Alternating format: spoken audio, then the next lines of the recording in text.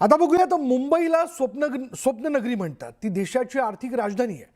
या आर्थिक राजधानीच्या चाव्या आपल्या हाती असाव्यात असं स्वप्न प्रत्येक राजकीय पक्षाचं राहिलं. शिवाय मुंबई महानगरपालिकेचा महापौर हे प्रतिकात्मकरित्या अतिशय महत्त्वाचं पद आहे. ज्याचा महापौर त्याचा शहरावर वरचष्मा, आणि त्यामुळे महापौर पदासाठी भाजप आणि शिंदेंच्या शिवसेनेनं आग्रही भूमिका घेतली आहे. त्यामुळे मुंबईत कुणाचा महापौर होणार असा प्रश्न निर्माण झाला आहे.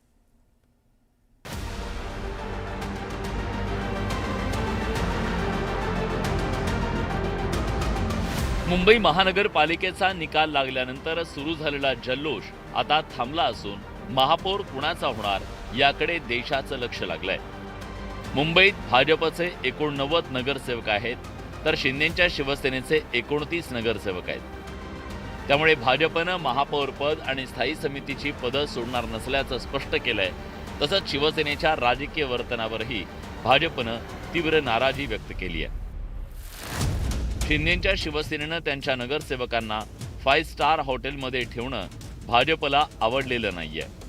बार्गेनिंगसाठी दबाव टाकण्याचा हा प्रकार अयोग्य असल्याचं भाजपच्या सूत्रांनी सांगितलं.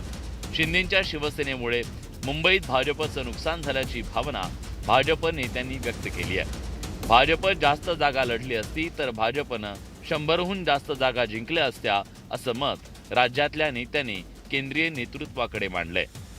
ती भेट आमची ही गटस्थापना, गटाचं रजिस्ट्रेशन, पक्षाची बैठक, गटनेत्याची निवड आणि अशा सगळ्या तांत्रिक बाबींकरता, तांत्रिक गोष्टींकरता आम्ही आज जरूर भेटणार आहोत. भाजपची नाराजी असली तरी शिंदेंची शिवसेनाही मागे हटण्याच्या मनस्थितीत नाहीये. कारण मुंबईत ज्या पक्षाचा महापौर असतो त्याचा पूर्ण शहरावर राजकीयदृष्ट्या मोठा प्रभाव पडतो.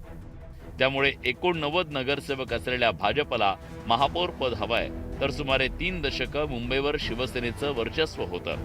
मुंबई आणि शिवसेना हे समीकरण देशाच्या परिचयाचं होतं. परिणामी महापौर पद गमावलं तर वर्चस्व संपुष्टात येईल ही भीती शिंदेंच्या शिवसेनेला सतावतीये.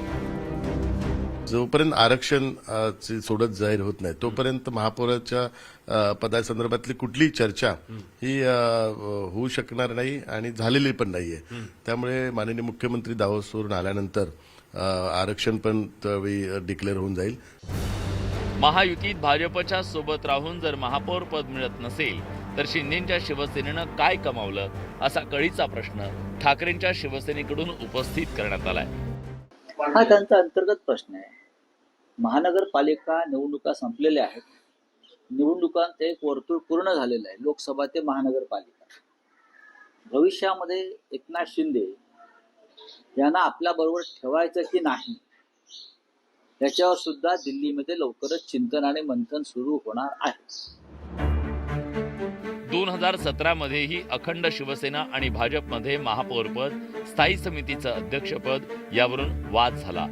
त्यावेळी उद्धव ठाकरेंनी तडजोड करायला नकार दिल्यानं दोन्ही पक्षात वितुष्ट वाढलं. भाजपनं मुंबई महापालिकेच्या सत्तेत सहभागी व्हायचं नाही असा निर्णय घेत पहारेदाराची भूमिका घेतली. आता 9 वर्षांनी शिंदेंची शिवसेना आणि भाजप पुन्हा त्याच वळणावर उभे आहेत.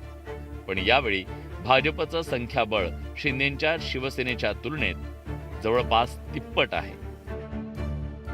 त्यावेळी सुद्धा ठाकरेंनी 84 सदस्य असताना महापौरपद मिळवलं आणि स्थायी समितीचं अध्यक्षपद पण स्वतःकडे ठेवलं.